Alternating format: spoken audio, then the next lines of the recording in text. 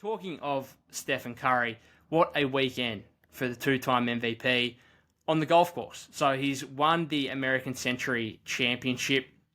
And what a way to do it. He had a hole-in-one on the second round on the seventh hole, 152 yards, sent social media into an absolute frenzy, and then backed it up on Sunday by having an eagle putt on 18. He went into the final hole trailing former tennis player Marty Fish, just quickly actually, on the tennis. What a men's Wimbledon final we had between Carlos Alcaraz, who eventually got the better of the player I think is the greatest of all time in Novak Djokovic. I'm a big tennis fan, happy to have those conversations with people on Twitter if need be. But thought I'd mention that. Back to Steph though. He holes out on 18, eagle putt, wins it to defeat Marty Fish.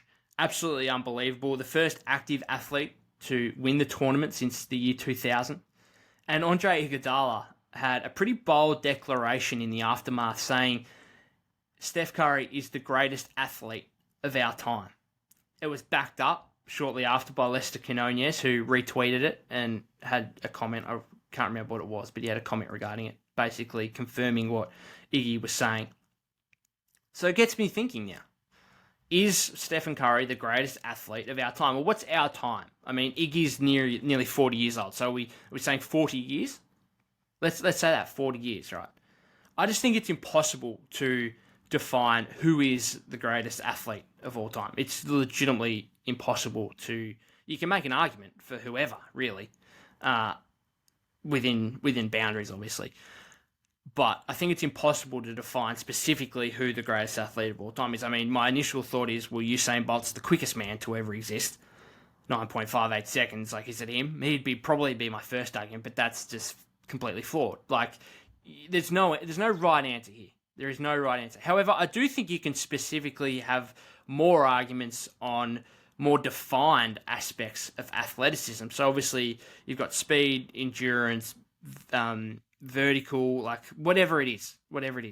But one of the big aspects of obviously athleticism is hand-eye coordination. And I think Jason Timpf had this argument on Twitter after the hole-in-one, I think it was, before he even won the championship, saying that Steph might have the greatest hand-eye coordination we've ever seen. And that's an argument that I think is I'd be more willing to have, and that you could make an argument for, is that Steph Curry does have the greatest or the best hand-eye coordination of all time.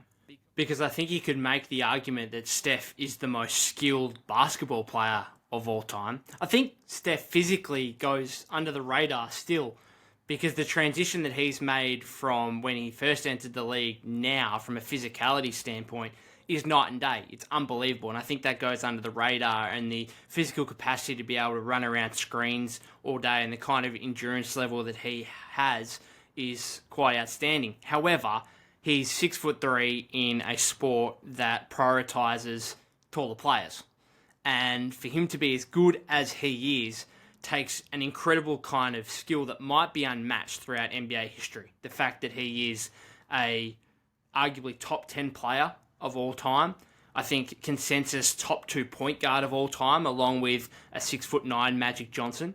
So you take that, the most skilled NBA player of all time, potentially, and you add in the freakish golfing talents, I think you could quite easily argue he's got the best hand-eye coordination ever, that we've ever seen. So another outstanding performance, absolutely unbelievable. Makes me think whether or not there's a chance he tries to join the Pro Tour once he finishes up with the Warriors and finishes up with basketball. Potentially.